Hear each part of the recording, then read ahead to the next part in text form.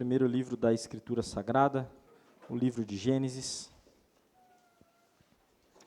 Algumas semanas atrás nós começamos uma segunda série de mensagens nesse rico livro de histórias que Deus nos deu. Nós fizemos já há mais de 2 anos atrás uma série que foi do primeiro capítulo de Gênesis até o capítulo 6. E agora, nessa nova série, nós começamos do verso 9 do capítulo 6 e vamos até o capítulo 11. E hoje nós estamos no capítulo 8 de Gênesis. Gênesis 8, abra sua Bíblia, acompanhe com atenção e reverência e fé a leitura da palavra de Deus. Nós leremos o capítulo todo. Diz assim a palavra do nosso Senhor. Lembrou-se Deus de Noé e de todos os animais selváticos e de todos os animais domésticos que com ele estavam na arca. Deus fez soprar um vento sobre a terra e baixaram as águas. Fecharam-se as fontes do abismo e também as comportas dos céus, e a copiosa chuva dos céus se deteve. As águas iam se escoando continuamente de sobre a terra e minguaram ao cabo de 150 dias. No dia 17 do 7º mês, a arca repousou sobre as montanhas de Ararate, e as águas foram minguando até o 10º mês, em cujo primeiro dia apareceram os cismos dos montes. Ao cabo de 40 dias, abriu Noé a janela que fizera na arca e soltou um corvo, o qual, tendo saído, ia e voltava até que se secaram as águas de sobre a terra. Depois, soltou uma pomba para ver se as águas teriam já minguado da superfície da terra. Mas a pomba, não achando onde pousar o pé, tornou a ele para a arca, porque as águas cobriam ainda a terra. Noé, estendendo a mão, tomou-a e a recolheu consigo na arca. Esperou ainda outros 7 dias e de novo soltou a pomba fora da arca. À tarde ela voltou a ele, trazia no bico uma folha nova de oliveira. Assim entendeu Noé que as águas tinham minguado de sobre a terra. Então esperou ainda mais 7 dias e soltou a pomba. Ela, porém, já não tornou a ele. Sucedeu que no primeiro dia do primeiro mês do ano 601, as águas se secaram de sobre a terra. Então Noé removeu a cobertura da arca e olhou, e eis que o solo estava enxuto. E aos 27 dias do segundo mês a terra estava seca. Então disse Deus a Noé: sai da arca e contigo tua mulher e teus filhos e as mulheres de teus filhos, os animais que estão contigo, de toda a carne, tanto as aves como o gado e todo réptil que rasteja sobre a terra. Faze sair a todos para que povoem a terra, sejam fecundos e nela se multipliquem. Saiu, pois, Noé com seus filhos, sua mulher e as mulheres de seus filhos, e também saíram da arca todos os animais, todos os répteis, todas as aves e tudo o que se move sobre a terra, segundo as suas famílias. Levantou Noé um altar ao Senhor e, tomando de animais limpos e de aves limpas, ofereceu holocausto sobre o altar. E o Senhor aspirou o suave cheiro e disse consigo mesmo: não tornarei a amaldiçoar a terra por causa do homem, porque é mau o desígnio íntimo do homem desde a sua mocidade. Nem tornarei a ferir todo vivente, como fiz. Enquanto durar a terra, não deixará de haver sementeira e ceifa, frio e calor, verão e inverno, dia e noite. Até aqui a leitura da palavra de Deus. Vamos orar mais uma vez, meus irmãos. Ó Senhor, nós estamos aqui diante da Tua palavra, esperando que a exposição da Tua palavra fale ao nosso coração.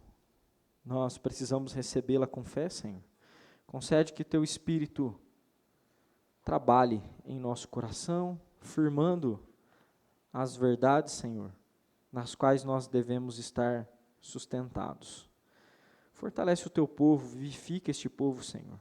Faz este povo um povo santo, que teme ao Senhor, ama o Senhor de todo o coração, e que zela pela Tua lei, pelos Teus mandamentos, ao caminhar rumo ao novo céu e à nova terra. Que o Teu nome seja glorificado, Senhor. Assim nós oramos, em nome de Cristo Jesus. Amém. Não sei se você já teve a oportunidade de viajar com uma criança ansiosa para chegar ao destino. Eu imagino que a maioria dos pais já tenham ouvido mais de uma vez as perguntas: papai, está chegando? Mamãe, está chegando? Estamos perto? Não é raro até que os pais se irritem com a insistência ingênua dos filhos quando eles repetidas vezes fazem essa pergunta. Afinal de contas, quando eles estão ansiosos para chegar em um lugar assim, é porque esse lugar de alguma maneira representa para eles diversão, conforto ou alguma segurança. Eles não insistem e não ficam ansiosos à toa. Mas os adultos também enfrentam esse tipo de ansiedade, irmãos. A gente é só um pouco mais sofisticado. Enquanto nós vivemos tempos de tribulação ou estamos irritados com algumas coisas, ou até mesmo quando somos vencidos por determinados tipos de pecados, nós desejamos o retorno do Senhor. Talvez alguns cristãos que lutam com tentações específicas e recorrentes até devem pensar, ansiando pela libertação definitiva: Senhor, me leva. Isso não é incomum na Escritura. Lembra que Elias pediu ao Senhor: Senhor, me leva, só sobrou eu dos profetas. Eu não aguento com essa Jezabel. Mas às vezes, irmãos, nós nos esquecemos que a nossa habilidade de reconhecer a verdade é muito deficiente. E a gente se comporta como criança. É como se a gente, nesses momentos, dissesse: Senhor, está chegando, eu não vejo a hora de acabar, está cansativo. Falta muito para a gente alcançar o tempo em que não vai haver sofrimento e nem aflições. Quanto falta, Senhor? Volta logo ou me leva, porque eu preciso disso. Quando as dores batem inesperadamente na nossa porta, irmãos, é que nós pensamos coisas desse jeito.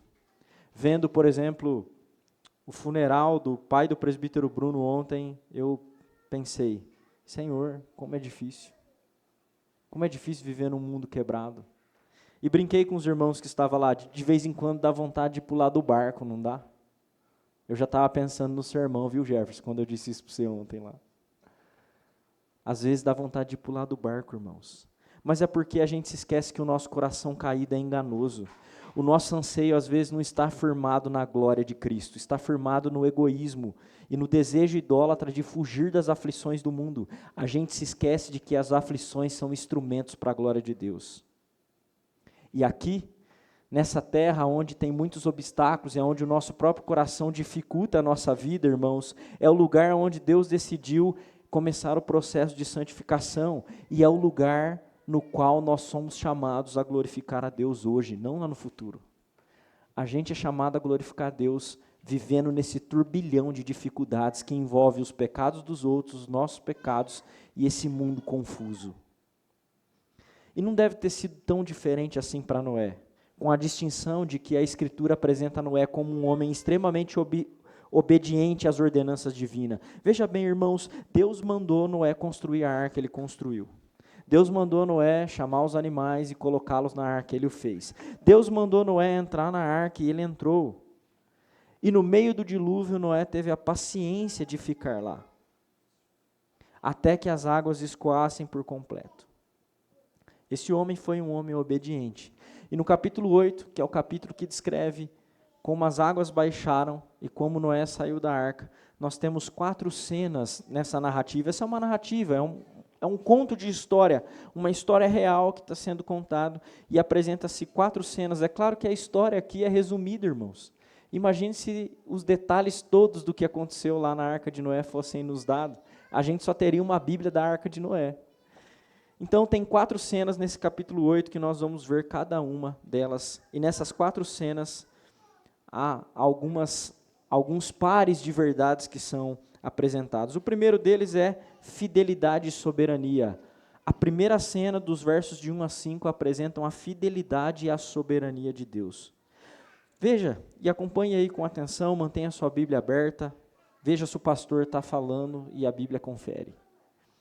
O versículo 1 começa afirmando que Deus se lembrou de Noé e de todos os animais. A gente já falou um pouquinho sobre isso na liturgia, mas na linguagem bíblica a lembrança de Deus não sugere um lapso ou uma falha de memória. Deus não se esquece de quem Ele é e nem de suas promessas. O esquecimento é uma limitação humana e não se aplica ao Criador de todas as coisas, irmãos. Mas o narrador é intencional ao registrar que Deus se lembrou. Nas Escrituras, essa expressão "se lembrou" carrega um significado teológico. Nós lemos no Salmo 98, no começo da liturgia, que diz: lembrou-se Deus da sua misericórdia e da sua fidelidade. Isso não pode significar que em algum momento Deus se esqueceu desses atributos. Deus se esqueceu que era misericordioso e fiel e agora ele se lembrou. É claro que não. Assim como o salmista, o narrador de Gênesis aqui, utiliza lembrou como um selo da fidelidade pactual de Deus. Deus sempre age em conformidade com aquilo que prometeu. É como se o salmista estivesse dizendo, quando ele diz, se lembrou Deus, ele estivesse dizendo, Deus jamais se esquece, ele se lembra porque ele fez uma promessa.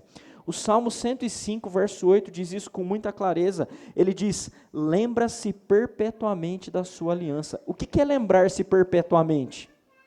É não esquecer nunca. Lembrar-se perpetuamente, lembrar-se para sempre, é não esquecer nunca. Entende como lembrou, no texto bíblico, tem um significado diferente daquilo que nós usamos quando a gente fala, me lembrei disso. Nós temos lapso de memória, Deus não. Mas preste atenção num detalhe, irmãos. O texto diz que Deus se lembrou de Noé e agiu para que as águas mingassem. Você começa a ver isso aí nos versos seguintes. Isso ocorreu ao cabo de 150 dias, diz o versículo 3. Então, pensa bem. O texto diz que Deus se lembrou de Noé, mas isso aconteceu ao passo de 150 dias. Noé não percebeu que Deus se lembrou dele, porque as águas começaram a baixar por 150 dias. Noé não sabia quando o escoamento da água terminaria, e nem quando ele desembarcaria. A gente olha a história de Noé e fala assim, Noé desceu da arca. Quanto tempo ele ficou lá? Você acha que ele sabia exatamente, daqui tanto tempo Deus vai me chamar para descer da arca? Ele não sabia, irmãos. Ele vivia na neblina da incerteza. Mas olha só, o narrador quer nos mostrar que a fidelidade de Deus é mais determinante e mais importante do que a sensação de Noé, que não é nem mencionado aqui. Por quê? Porque a fidelidade divina pode ser despercebida e até não sentida por nós mesmos quando a gente está passando por momentos difíceis, quando a gente está flutuando no meio do mar das tribulações. Mas Deus permanece inabalável e fiel o tempo todo. Perceba que isso é uma matéria de fé, não uma matéria de prova. O texto diz que Deus se lembrou e ele foi fiel, mas Noé nem estava percebendo isso ainda. A fidelidade de Deus, meus irmãos, é o fundamento da nossa confiança. Às vezes Deus pode parecer distante, como pode parecer para alguns dos familiares do presbítero Bruno. Deus pode parecer distante, mas nem tudo que parece é.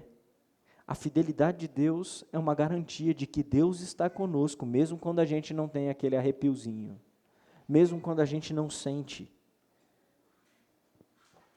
Irmãos, Cristo fez uma promessa, que estaria conosco em meio às aflições, ainda que a gente não perceba, Ele está conosco.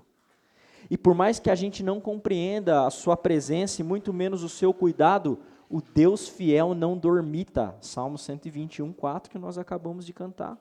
Ele sempre nos guarda, jamais se esquece das suas promessas, nem daqueles que Ele fez herdeiro delas.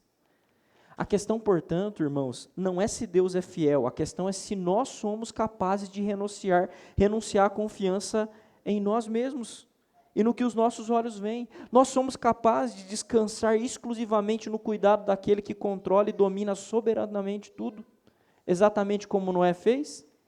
Noé não quer dar um jeitinho, ele simplesmente confia, ele espera a providência, ele espera as coisas acontecerem, ele espera. O relato dos versículos 2 a 5, eles apresentam um paralelo com a criação descrita em Gênesis 1. Veja, por exemplo, em Gênesis 1, 2 é dito que o Espírito de Deus pairava sobre a face das águas. Agora no capítulo 2, ainda no verso 1, na segunda parte do versículo, diz que Deus fez passar um vento sobre a terra. A palavra vento aqui é a mesma palavra para Espírito lá no capítulo 1. A mesma palavra. Isso é intencional, irmãos.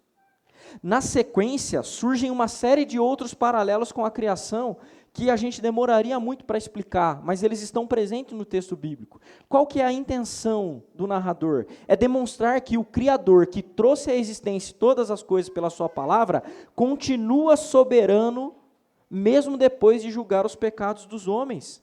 A rebeldia e a obstinação dos homens no período pré-diluviano, irmãos, antes do dilúvio, não fez com que Deus perdesse seu controle absoluto. Do mesmo jeito que ele teve autoridade para criar, ele tem autoridade para reger a sua criação. E o que acontece aqui? O que o narrador está dizendo? Você consegue ver no texto, nos primeiros 5 versos, Deus pedindo Noé pedindo a Deus para que Deus acabe com a água? A gente não vê isso, irmãos. Isso não acontece. De quem que é a iniciativa de fazer a água acabar? Deus se lembra da sua promessa, a promessa que ele fez, ninguém o obrigou a fazer, e ele agora decide que a água vai minguar. Note como a iniciativa da redenção é divina. A iniciativa e quem determina o começo e o fim das coisas é o próprio Deus. Noé é um agente passivo na redenção. O homem é um agente passivo na redenção. Noé não salvou-se a si mesmo, ele é salvo por Deus. Muitas pessoas, irmãos, supõem que a doutrina da soberania de Deus deveria ser ignorada em virtude da sua complexidade e porque em alguns círculos evangélicos ela não é bem aceita. Qual que é o problema disso? Quando nós ignoramos a noção de que a soberania de Deus é determinante na salvação, no final das contas nós colocamos essa confiança nas decisões e na escolha humana, e isso minimiza a obra de Cristo Jesus. Pastor, mas o que isso tem a ver com a obra de Cristo? Veja, nós temos visto nessa série que a Arca de Noé é apenas um rodapé da história da redenção, ela aponta para uma redenção ainda maior. Noé é um tipo de Cristo. Mas há uma diferença crucial entre Noé e Cristo. Enquanto Noé construiu uma arca e foi preservado nessa arca, Cristo tomou uma cruz e foi punido nela. Noé foi preservado pela sua própria construção. Cristo não foi preservado pela sua própria construção. Ele foi punido para preservar aqueles que creem. E a iniciativa foi de quem, irmãos? A iniciativa foi do Deus fiel, não foi nossa. Se você olhar para a história de Noé, você deve perceber que a iniciativa de construir a arca, de salvar um remanescente, pertence a Deus. Então você deve concluir de igual modo que o plano redentor absoluto, o qual apontava a arca de Noé, é resultado da soberania divina. Na cruz, Deus salva pecadores por seu próprio poder.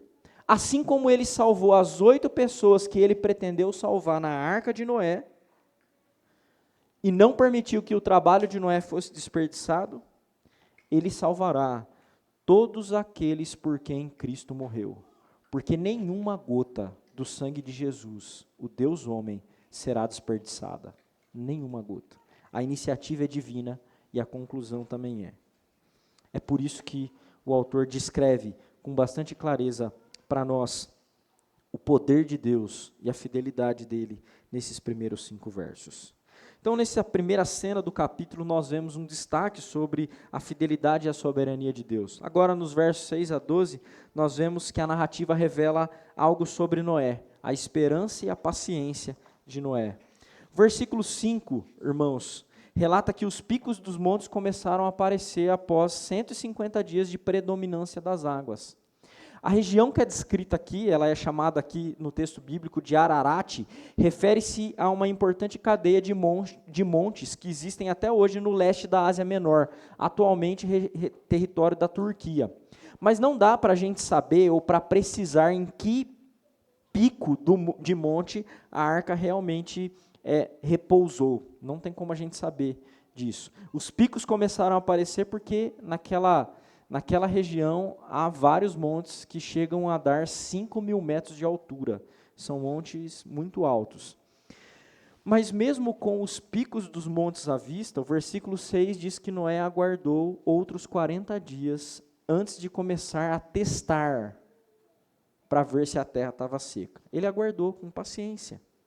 Nessa altura, irmãos, já tinham se passado vários meses, que Noé e sua família estavam na arca esperando a água baixar. E o que ele faz então? Ele solta um corvo, uma ave impura, que comia até mesmo carniça. Então, se ele encontrasse alguma coisa nas águas, o corvo poderia fazer bom uso disso. Por que ele solta o corvo primeiro? Muito provavelmente porque a perda dessa ave não traria nenhum prejuízo, já que ela não servia nem para alimento e nem para adoração. O corvo era considerado um animal impuro. Não dá para a gente saber se o corvo voltou, diferente da pomba. A gente vê aí, na tradução, parece que o corvo ia e voltava para Noé, né? Mas o texto hebraico ele pode ser interpretado no sentido de que ele ficava dando voltas. E o corvo era um animal muito forte, então ele conseguia voar. Por isso que Noé solta primeiro o corvo para depois soltar a pomba. Porque a pomba, certamente, ela ia e voltaria. Não era um animal tão forte assim. Então Noé solta a pomba pela primeira vez aí no verso 8. Mas ela retorna porque não houve lugar para ela pousar. Então Noé espera mais 7 dias. Aí no verso 10 é dito que ele solta a pomba novamente. E a pombinha traz para ele no bico uma folhinha nova de oliveira. A folha de oliveira aqui é um sinal de que a terra permaneceu fértil. Noé estava entendendo, pela providência de Deus, que Deus estava preservando a fertilidade da terra. Isso amplia a segurança e a esperança de Noé. Essa esperança é fortalecida, porque Noé agora, pela providência de Deus, percebe que a terra está sendo preservada com boas condições. O versículo 12 relata que Noé então esperou outros 7 dias e ele soltou a pomba pela terceira vez, mas a pombinha não retornou para ele. Você consegue notar que o texto enfatiza a espera de Noé?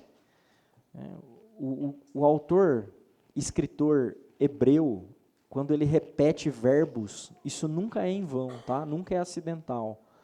Ele coloca no verso 10, no verso 12, esperou Noé mais, além dos outros sinais de paciência que essa cena nos mostra. Repare, irmãos, que mesmo depois da pomba não retornar, o que provava que havia terra seca, o Noé não se desespera, ele não sai pulando da arca, tem terra seca em algum lugar, vamos dar um jeito de chegar lá. Ele não faz isso. Quantos de nós fariam como ele? Você sabe que tem terra seca, o que você faria? A maioria de nós ia dar um jeito de pular, porque a gente adora dar o nosso jeitinho, né? Você entende, irmãos, que Noé não quis dar o jeitinho dele para sair logo? Por quê? Porque ele entende que, do mesmo modo que Deus colocou ele dentro, fechou a porta, Deus vai tirar de lá no momento certo. Ele espera. Você não vai sair desse mundo na hora que você quiser. Você não vai acabar com as suas aflições na hora que você quiser. Para de dar o seu jeitinho. Noé é um patriarca apresentado aqui como um exemplo de paciência. Mas será que todos os patriarcas bíblicos foram assim, irmãos? Será que todos eles confiaram que Deus ia fazer e esperaram? Nem todos fizeram isso. Para dar um exemplo, lembra-se de um descendente de Noé, que também foi um herdeiro das promessas, pouquinho tempo depois de Noé? Há quem diga que ele até tenha conhecido Noé, o que eu acho difícil, mas há quem diga. Abraão. Deus ordena a Abraão: Abraão, sai da tua terra e do meio da tua parentela e eu vou para um lugar que você vai mostrar e aquela terra vai ser sua. E aí ele chega a Canaã. E aí na primeira dificuldade que tem em Canaã, o que ele faz? Ele sobe para o Egito. Você pode ver isso lá em Gênesis 12. É o mesmo texto do chamado de Abraão e o texto que ele sobe para o Egito. E ele sobe para o Egito sem consultar o Senhor. O que acontece lá no Egito? Abraão quer dar o jeitinho dele e dá ruim. É o que acontece sempre quando a gente quer dar o nosso jeitinho. Mas essa não foi a única vez que Abraão não confiou na promessa de Deus. Mais tarde, irmãos, Deus prometeu a Abraão: Abraão, eu vou fazer de você uma grande descendência. Mas de novo Abraão não esperou com paciência e ele aceitou a proposta da sua esposa Sara para que ele tivesse um filho então com Agar. Lembra disso? Você consegue perceber, irmãos, que a maioria das nossas decisões erradas nasce da nossa impaciência e do desejo de resolver todas as coisas com a nossa própria capacidade? exatamente o que Noé não fez? Aí talvez você esteja pensando assim, pastor, mas isso aí é uma lição de moral, né? É claro que não, irmãos. Eu estou dizendo que nós somos assim, isso é algo próprio da nossa natureza incrédula e pecadora. A verdade que eu quero apontar é que a falta de paciência revela que a gente confia pouco no nosso Salvador. A gente quer se livrar das aflições, mas a gente não quer glorificar o Salvador e confiar de que cada aflição tem um plano perfeito criado pelo nosso Deus para nos santificar.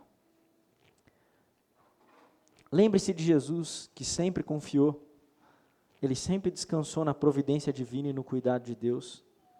Foi Cristo que levou o nosso nome na cruz, irmãos, e ele garantiu que nós vamos desembarcar num novo mundo. A nossa segurança vem do que ele fez e não do que nós fazemos. Então nós devemos parar de tentar antecipar soluções que só podem ser encontradas em Cristo. Pare de dar o jeitinho para aliviar as suas aflições. Às vezes você tem problema e não tem respostas. Perceba, Noé também não tinha resposta, ele não sabia que hora que ia descer da arca. A gente quer redimir aquilo que só Cristo redime. Você quer redimir talvez a relação com um familiar, ou quer redimir o seu ambiente de trabalho, esquece, só Deus pode fazer isso. Qual que é seu chamado? Seu chamado é ser fiel.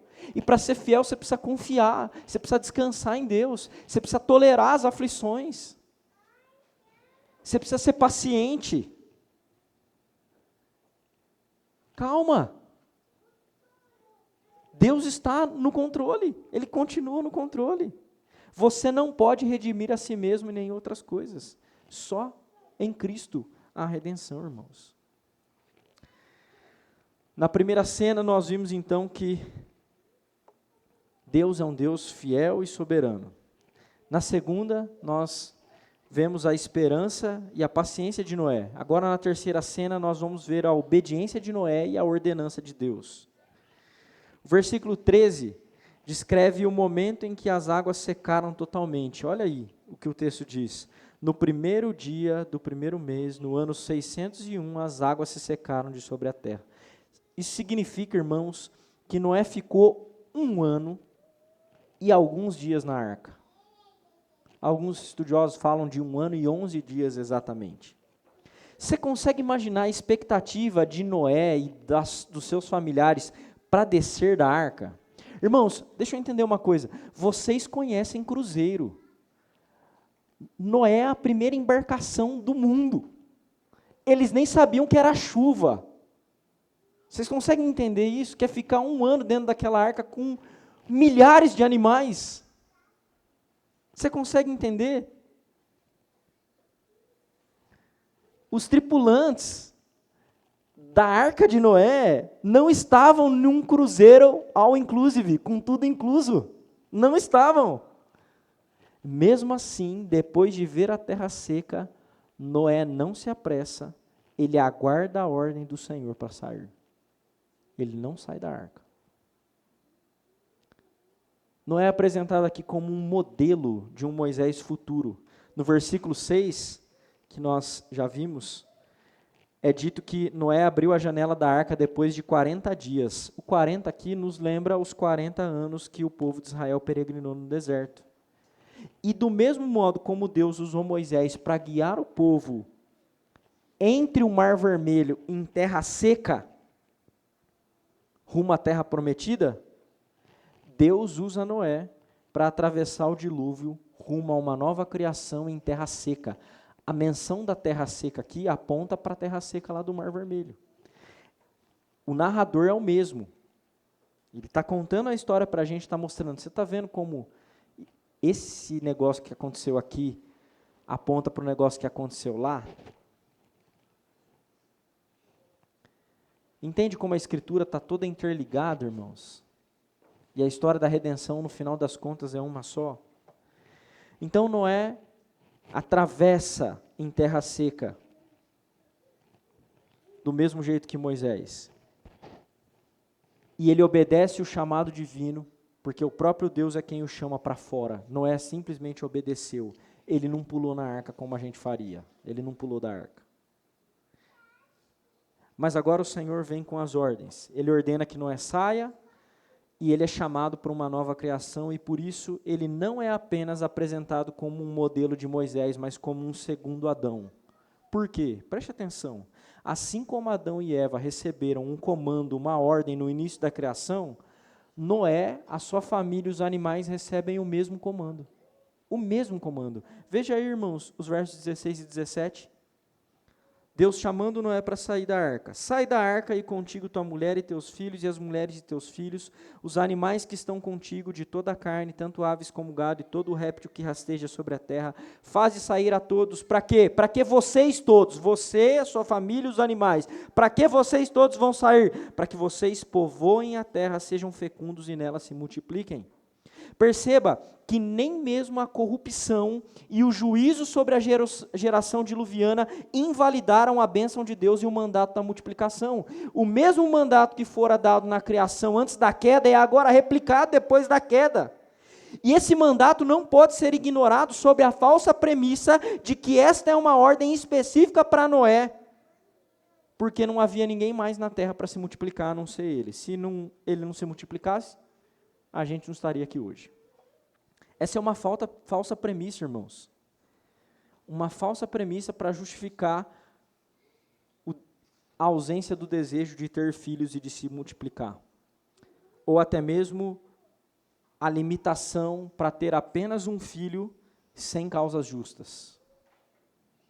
Essas são atitudes reprováveis do ponto de vista bíblico. Entenda bem, a Escritura está apresentando a multiplicação, os filhos, e ela faz isso em vários momentos como bênção. A multiplicação é aqui um símbolo da bênção de Deus que vem depois do juízo. É por isso, irmãos, que quando casais rejeitam essa bênção de forma arbitrária, isto é, não quero ter filhos, eu não quero, não é eu não posso, tá? Não quero ter filhos. Eles não apenas estão se rebelando contra o Senhor, que ordenou isso na Escritura Sagrada. Não é apenas uma rebeldia, mas é uma rejeição da própria bênção divina. Não muito diferente do que fez Esaú quando trocou o direito de primogenitura por um prato de lentilha. A multiplicação é apresentada como uma bênção de Deus. Por isso, não devemos, de forma alguma, rejeitá-la. A última cena, a adoração e promessa, é o que nós vemos. A adoração de Noé e a promessa do Senhor. Os versos finais do capítulo, irmãos, descrevem como a adoração de Noé agradou o Senhor.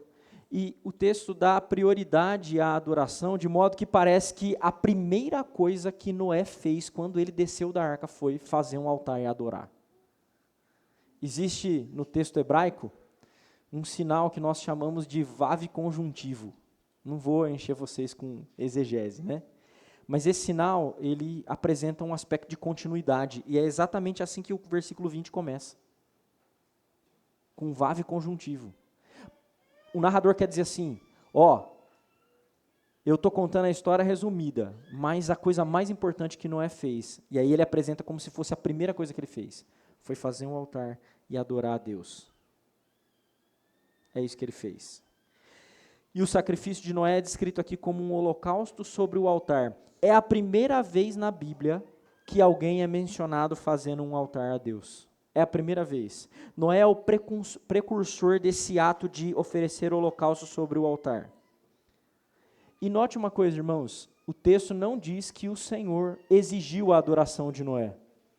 O texto não diz isso. A oração aqui é descrita como um ato voluntário de Noé. A adoração de Noé, então, agrada a Deus. Os versos 21 e 22 dizem, e o Senhor aspirou o suave cheiro e disse consigo mesmo, não tornarei a amaldiçoar a terra por causa do homem, porque é mau o desígnio íntimo do homem, desde a sua mocidade. Nem tornarei a ferir todo vivente, como fiz enquanto durar a terra. Não deixará de haver sementeira e ceifa, frio e calor, verão e inverno, dia e noite. Perceba como a adoração de Noé provoca a promessa divina. A adoração de Noé provocou a promessa divina de apaziguamento. É como se Deus estivesse dizendo, Noé, eu estou satisfeito, eu estou apaziguado. E eu prometo não destruir o homem do mesmo modo como eu fiz. Não há aqui um tirar, uma remoção da maldição que foi dada lá depois da queda, tá, irmãos? Não há. O que Deus está prometendo é que Ele não vai acabar com o mundo em dilúvio de novo. É isso que Ele não fará mais. Não entenda errado. Um dia vai haver um juízo e esse juízo será definitivo. E esse juízo não será mais como o dilúvio foi. Mas haverá um juízo que acabará definitivamente com o pecado. Você consegue perceber que o pecado ainda é uma realidade aqui? A maldição não foi tirada. A oferta de Noé produz uma promessa de preservação da humanidade, mas não produz uma promessa de redenção da humanidade. Certo? Deus está dizendo, eu não vou destruir mais como eu fiz. Mas o homem ainda é mau. É o que o texto diz. Olha, não tornarei a amaldiçoar a terra por causa do homem. Eu não farei isso de novo. Mesmo que o homem continue mau e o desígnio íntimo do homem desde a sua mocidade é mau, eu não vou fazer isso de novo do jeito que eu fiz aqui. Esse sacrifício voluntário de Noé, ele assegura essa promessa de preservação do mundo. Mas ele aponta para um sacrifício que assegura para a promessa de redenção dos eleitos. O sacrifício de Cristo, irmãos, faz mais do que o sacrifício de Noé. Ele não apenas garante a preservação dos eleitos em um mundo caído, mas ele garante que nós entraremos em um novo reino no qual o pecado não mais será uma realidade. A promessa feita a Noé é que Deus ia preservar o homem no meio do pecado. E isso também inclui com o sacrifício de Cristo, mas o sacrifício de Cristo vai além. O sacrifício de Cristo garante que nós vivemos em uma terra onde reina a justiça. Porque Cristo garante para nós a entrada em uma terra completamente renovada. Você consegue perceber que a terra, depois do dilúvio, não é uma terra perfeita ainda? Porque Deus diz, o coração do homem continua mau. E não vai demorar muito, se você é um leitor de Gênesis, você vai ver que tem problema logo ali. Logo no capítulo seguinte. Noé tem um problema com o filho. Mas aquilo que Cristo garante vai muito além disso, irmãos. Você consegue entender que Noé estava esperando chegar no novo céu e a nova terra, mas ele não chegou ainda. Ele chegou, mas ainda não. A gente vive assim também. A gente já está lá, mas ainda não. Mas Cristo, que é quem conquistou isso por nós, irmãos, é aquele que garante que nos levará para casa, de fato.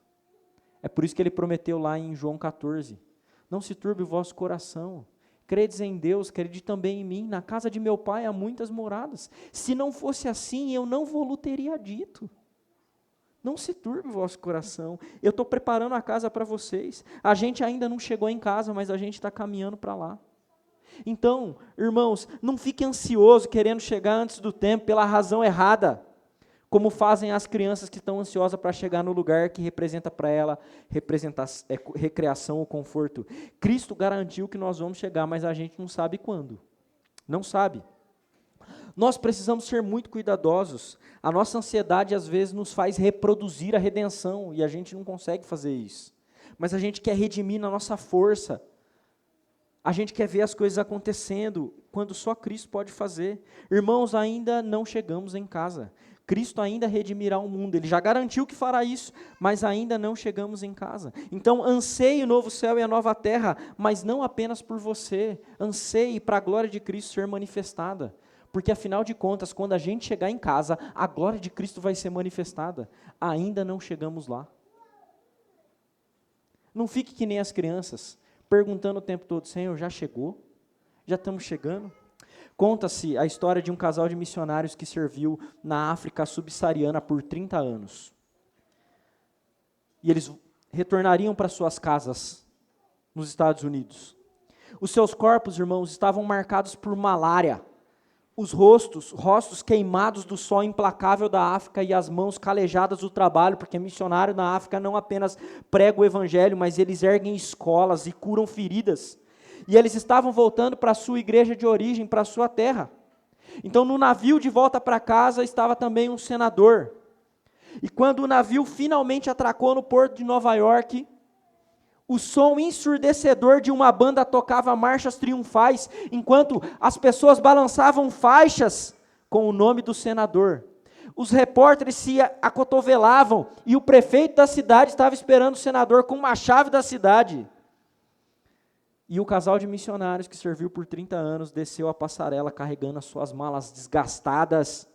Ninguém olhou para eles, ninguém apertou a mão deles, não havia uma única flor, um cartaz de bem-vindos, e nem um representante da igreja foi lá para recebê-los. Eles pegaram um táxi e foram para um pequeno apartamento alugado na periferia da cidade. Naquela noite, a esposa desfazia as malas em silêncio e o marido explodiu em ressentimento. Ele caminhou até a janela, olhou para as luzes da cidade e sentiu um amargor no seu coração. E disse para sua esposa: 30 anos. Nós demos a nossa saúde, a nossa juventude, enterramos os melhores anos naquele solo seco. O senador passa 15 dias passeando o mundo e é aplaudido. Nós voltamos para casa e nem sequer sabem que nós existimos. É como se Deus tivesse esquecido de nós. Mas naquela mesma noite, o missionário, ainda furioso, ajoelhou-se para orar. E ele despeja diante de Deus a sua frustração, a sensação de injustiça e a ausência de uma recepção calorosa para quem serviu 30 anos o povo de Deus. Diz a tradição, irmãos, que naquele momento de profundo silêncio, uma paz estranha envolveu aquele missionário. Não houve uma voz audível, mas uma percepção clara atingiu seu coração. Foi como se o próprio Criador estivesse dizendo para ele: meu filho, você se ressente porque não teve uma recepção? Você ainda não chegou em casa. Você ainda não chegou lá. Nós ainda não chegamos, irmãos. Vai ser duro, vai ser difícil. Mas se a gente estiver no navio certo, ninguém vai afundar, porque nós temos um capitão que garante que essa embarcação nos levará a um novo céu e uma nova terra, não como a de Noé, mas ao novo céu e uma nova terra que nunca mais poderá ser corrompida novamente. Que Deus nos ajude a esperar com paciência. Oremos. Ó Senhor, nós te bendizemos, porque estamos indo para casa. Ó Senhor, que a nossa esperança e a paciência imite a de Cristo Jesus e de todos os outros tipos do Antigo Testamento que tipificaram o nosso Salvador. Que nós confiemos, Senhor, na Tua fidelidade, na Tua soberania. Que nós obedeçamos ao Senhor, obedeçamos às Tuas ordenanças, Senhor. Por vezes nós dizemos: o mundo é difícil, como que eu vou obedecer isso? Esse mundo é difícil, como eu vou continuar me multiplicando se isso vai acabar uma hora? Ó Senhor, nós somos abençoados pelo Senhor mesmo vivendo nesse mundo. Dá, ó Deus, que nós te adoremos de todo o coração, Senhor. E não é a nossa adoração que provocará a Tua promessa, nem garantirá ela, mas é a adoração e o holocausto perfeito do nosso Cristo, do nosso Redentor. Ele garantiu que nós vamos desembarcar em um novo mundo. Nós entraremos em terra seca, Senhor, em terra firme, em terra sólida, em terra aonde será revertido e não haverá mais espinhos e abrolhos. É para lá que nós estamos caminhando, mas até que cheguemos lá, Senhor, nós queremos adorar o Senhor nessa terra. Por isso, Senhor, nos ajuda a ansiar pelo aquele dia, mas a vivermos, Senhor, para a Tua glória, sabendo que as glórias daquele dia vão suplantar todos os sofrimentos e dores que nós precisamos passar aqui para glorificar o Teu nome. Que assim seja, Senhor. Nós oramos em nome de Cristo Jesus. Amém.